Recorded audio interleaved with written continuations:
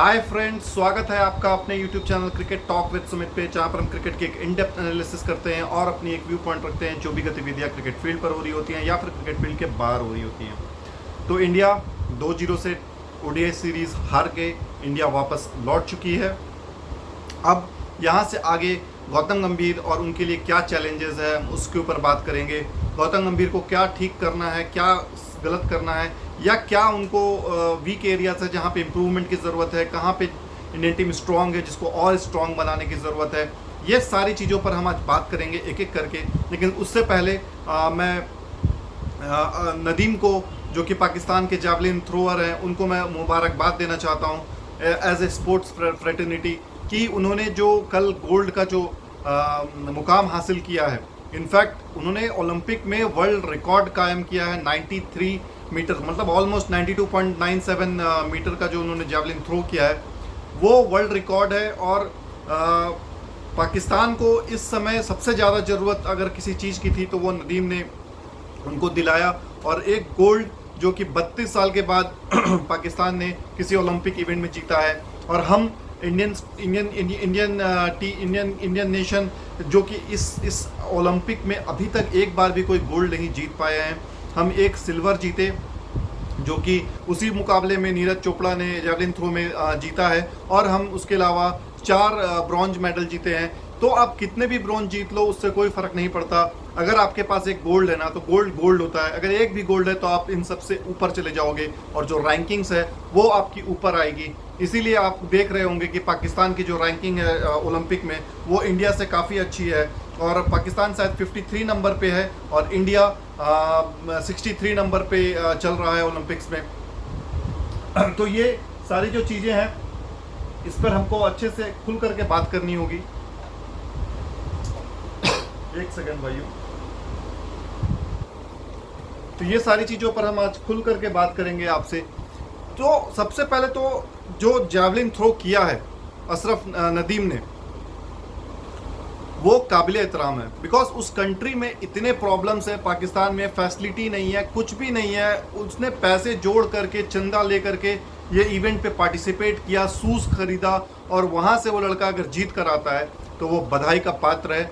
Heads off to him. और उससे भी ज़्यादा उसकी मदर को, जिन्होंने लास्ट टाइम जब नीरज चोपड़ा जीते थे तो उसको कॉन्ग्रेचुलेट किया था, इस टाइम नीरज चोपड़ा की मदर ने उनको कॉन्ग्रेचुलेट किया है। तो ये बताता है कि यार हमको किसी से कोई जलन नहीं है, हमको किसी से कोई ये नहीं कि पाकिस्तान कैसे जीत गया, पाकिस्तान को नहीं जीतना था, कोई और जीत जाता। बहुत सारे न्यूज़ चैनल में आप देख रहे होंगे कि गोरे कोई गोरा जीत जाता। यार ऐसा क्यों सोच रखना, जो अच्छा खेला वो जीता। हम किसी से कोई हमारा बैर नहीं है। आप अपने को दूसरे से क्यों, जिस दिन आप ये चीज़, मैं पहले भी अपने वीडियोस में बता चुका हूँ, जिस दिन आपकी सोच ये आ गई ना कि मुझे जीतना है, आप हर मैच जीतोगे। लेकिन जिस दिन आपकी ये सोच रहेगी ना कि मुझे उसको हराना है, तो आप नहीं जीत पाओगे। आप सेम चीज़ पाकिस्तान क्रिकेट टीम करती है। वो ये सोचती है कि मुझे इंडिया को हराना है, मुझे इंडिया को हराना है, मुझे इंडिया को हराना है। इंडिया को नहीं हराना है। इंडिया को जिसको हराना है वो हरा लेगा। आपको जीतना है, ये सोच आपको डेवलप करना है। नदीम ने वही किया। कोई मुकाबला नहीं है मेरे को किसी से कोई मैच नहीं खेलना है। मेरा मुकाबला सिर्फ और सिर्फ मेरा खुद से है और मुझे जीतना है। That's it. समराइज करने के लिए सिर्फ यही है। और क्या मैच खेला यार, मतलब पहले ये दूसरा ही अटेम्प्ट में, अगर क्वालिफिकेशन राउंड पे देखेंगे तो वो टॉप 3 में भी नहीं था।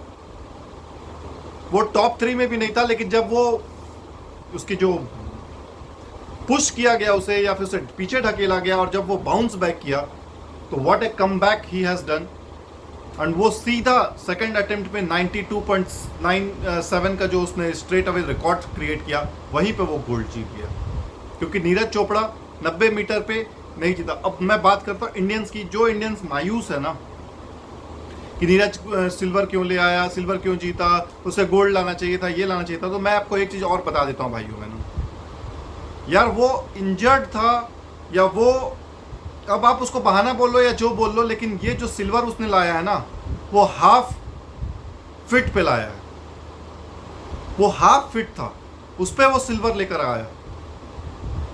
अगर वो जो मेहनत कर रहा था वो अगर उसकी वो बेस्ट आ जाती, उसका दिन अच्छा नहीं था कल का, अगर उसका दिन अच्छा होता वो ये गोल्ड हमारा था।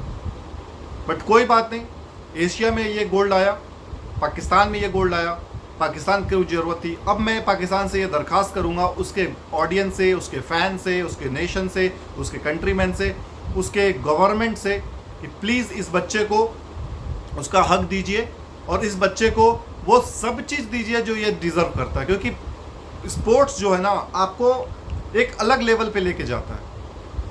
क्योंकि स्पोर्ट्स को हमारे कंट्री में या आसपास के सराउंडिंग्स कंट्री में अच्छा नहीं माना जाता। आज भी लोग अपने बेटे को डॉक्टर, इंजीनियर और पढ़ाई लिखाई पे ही फोकस रखते हैं। कभी भी ये नहीं होगा कि वो पढ़ाई लिखाई को छोड़ करके स्पोर्ट्स खेल रहा है। स्पोर्ट्स खेल रहा है पढ़ाई के साथ, ये आप हमेशा सुनेंगे। पढ़ाई उसका फर्स्ट होगा, स्पोर्ट्स उसका सेकंड होगा। ये आप किसी भी स्पोर्ट्स में चले जाइए, स्कूल में चले जाइए, कॉलेज में चले जाइए, ये पहला होगा कि वो उसका फर्स्ट जो होगा प्रेफरेंस वो पढ़ाई होगी, सेकंड प्रेफरेंस वो स्पोर्ट्स को देगा।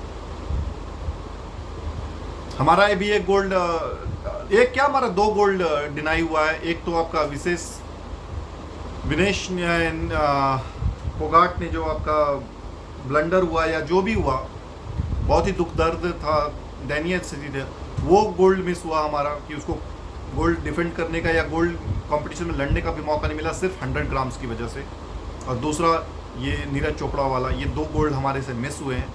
कोई बात नहीं, हम अगली बार आएंगे तो बेटर तैयारी के साथ आएंगे और हम इससे ज़्यादा मेडल जीत कर आएंगे। हमारा ये सोच है, हमारा ये सोच नहीं कि हम कैसे पाकिस्तान जीत गया, हमको उसको हराना है, अगली बार आएगा तो हम देख लेंगे, छोड़ेंगे नहीं, हम पूरा जी जान लगा देंगे।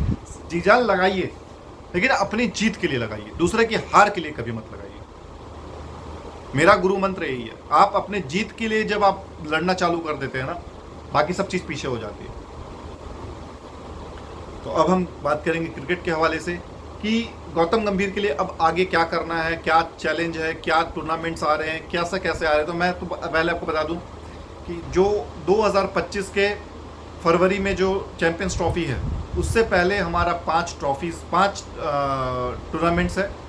इस 5 टूर्नामेंट्स इंडिया को मिलेगी, जिसमें से इंडिया को 10 टेस्ट मैच खेलने हैं, 10-12 आपके T20Is होंगे और 3 ही ODI बस बचे हैं, वो भी इंग्लैंड के साथ। इंग्लैंड जब टूर करेगी वो भी दैट टू इन जनवरी। तो सितंबर अक्टूबर में बांग्लादेश इंडिया आ रही है, वहाँ पर वो 2 टेस्ट और 3 T20Is खेलेगी। उसके बाद अक्टूबर नवंबर में न्यूजीलैंड आ रही है, वो 3 टेस्ट मैच खेलेगी। उसके बाद इंडिया साउथ अफ्रीका जाएगी, जहाँ पर वो 4 T20Is खेलेगी।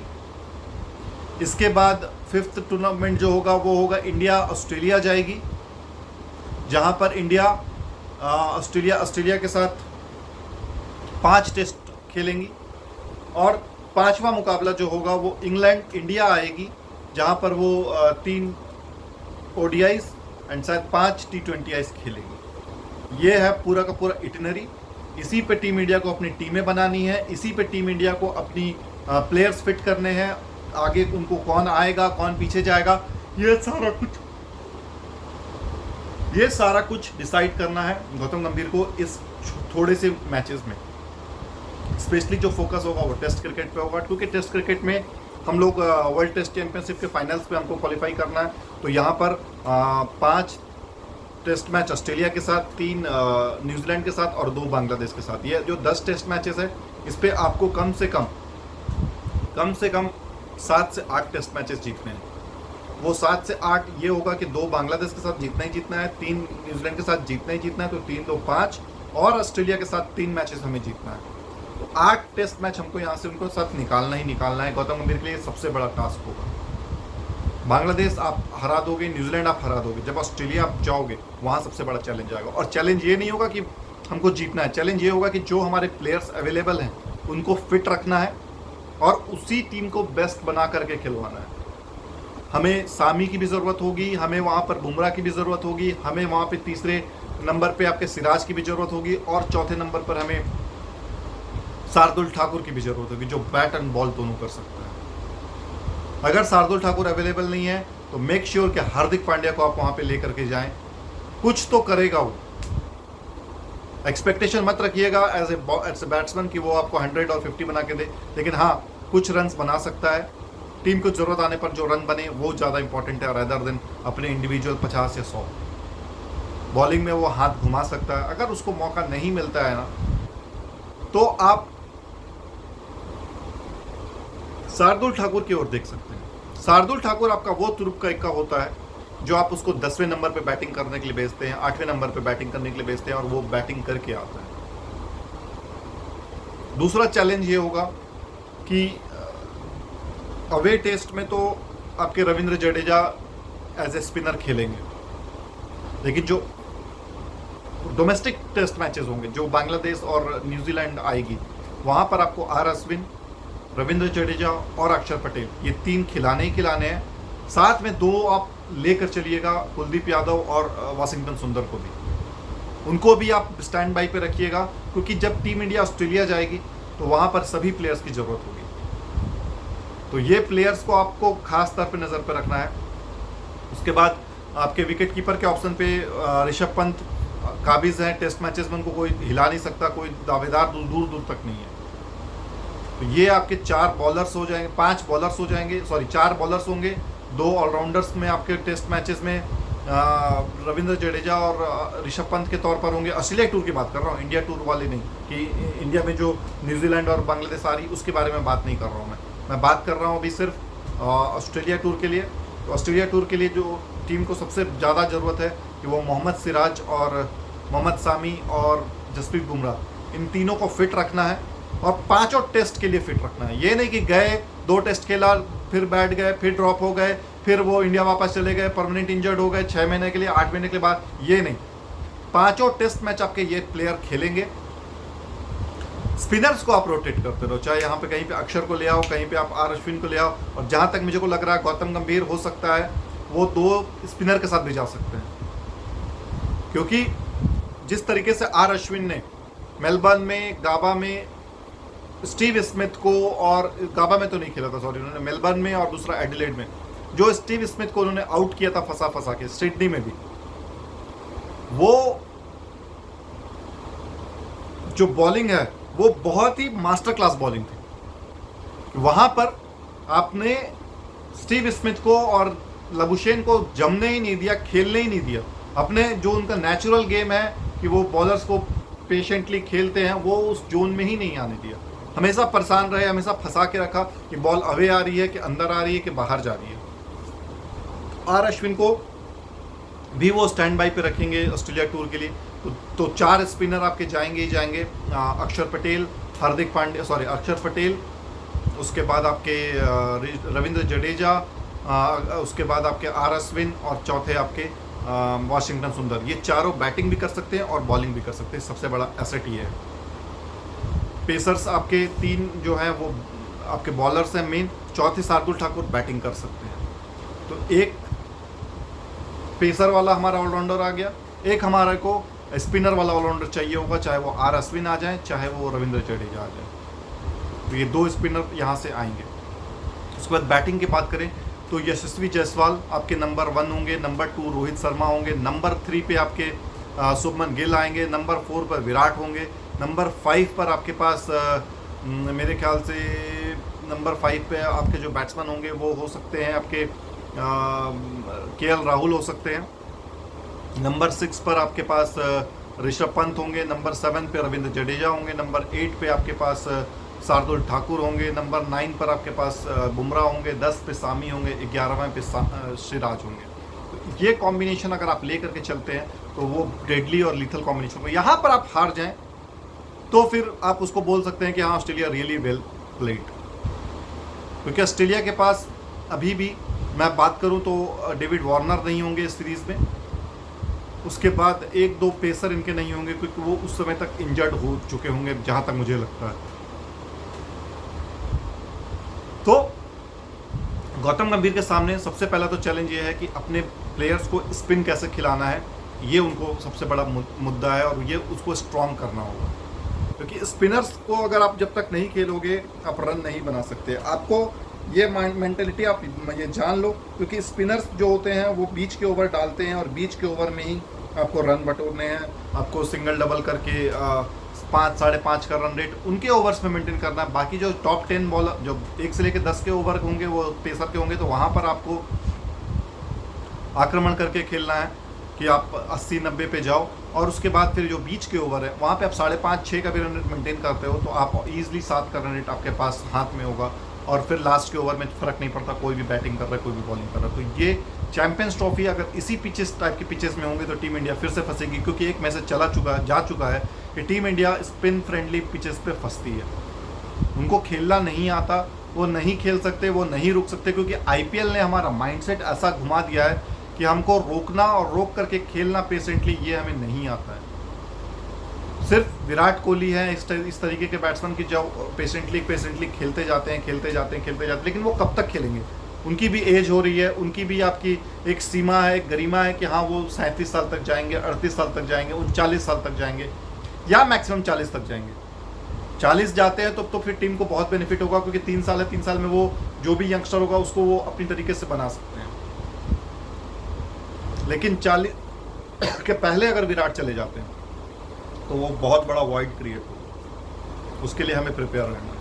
अगर हम प्रिपेयर रहते हैं तो फिर हम एज ए चैम्पियन बैट्समैन खेलेंगे, एज ए चैम्पियन बॉलर खेलेंगे। इस तरीके से आपको ये काम करना पड़ेगा। अगर ये काम नहीं करते हैं इस तरीके से तो फिर आप कहीं के नहीं रहोगे। आप 1 मैच जीतोगे, 2 मैच जीतोगे, लेकिन सीरीज़ जीतना आप भूल जाओ।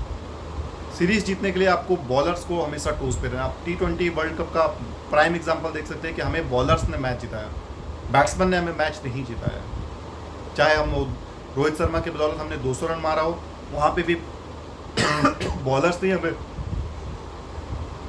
मैच में लेकर के आए थे। उसके बाद चाहे आपका वर्ल्ड कप का जो फाइनल हो, वहाँ पे भी बॉलर्स ही हमें वापस लेकर के आए थे। पाकिस्तान वाले मैच में भी देख लो तो बॉलर्स ही हमें वापस लेकर के आए थे। इंग्लैंड वाले मैच में देख लो तो वहाँ पर बैट्समैन ने अच्छा रन बना दिया था, लेकिन फिर भी अगर एक आध पार्टनरशिप की बात थी, अगर एक आध पार्टनरशिप लग जाता तो वहाँ पे फिर बॉलर्स को ही आना पड़ता। तो मैं बॉलर्स को ही दूंगा क्रेडिट। ये वो टूर्नामेंट में हम जीते हैं, और इस टूर्नामेंट में जो होने वाला है या जो आने वाला है वहाँ पर भी हमें बॉलर्स को चार्ज अप रखना है, बॉलर्स को हमें अलाइंड रखना है, और बॉलर्स को हमें फिट रखना है। क्योंकि जो फिट बॉलर होगा वो 100% लगाएगा और वो मैच जिताने का सबसे ज़्यादा दावेदार होगा। क्योंकि अनफिट प्लेयर्स या फिर जो मैच फिट प्लेयर्स नहीं हैं उनको हम ले करके जाते हैं और खिला देते हैं, तो फिर वो पूरा का पूरा जो एफर्ट है ना वो सिर्फ अपनी जगह बनाने के लिए खेलता है कि हाँ मेरे किस तरीके से 2 विकेट निकल जाए या मुझे कम रन मार पड़े। वो टीम के बारे में नहीं सोचेगा, वो अपनी जीत के बारे में नहीं सोचेगा। ये सिंपल सा कॉन्सेप्ट है। इसीलिए बड़े बड़े खिलाड़ी जब भी डेब्यू कराते हैं ना तो इस ऐसे मौके पे डेब्यू कराते हैं कि वहाँ पर सीनियर प्लेयर्स ना हो और उसको रिस्पॉन्सिबिलिटी लेना आना चाहिए। ये है गौतम गंभीर के सामने न्यू चैलेंजेस, कैसे हैंडल करते हैं, किस तरीके से वो लेकर चलते हैं, ये देखने वाली बात होगी। इस पर हम आपको हर वीक हर दिन आपको इस पर अपडेट करते रहेंगे। अब आपको लिए चलते हैं पाकिस्तान की ओर, जहाँ पर पाकिस्तान ने बांग्लादेश के लिए अपनी टेस्ट स्क्वाड को अनाउंस किया है, और काफ़ी मिक्स भरा टेस्ट स्क्वाड उन्होंने अनाउंस किया है।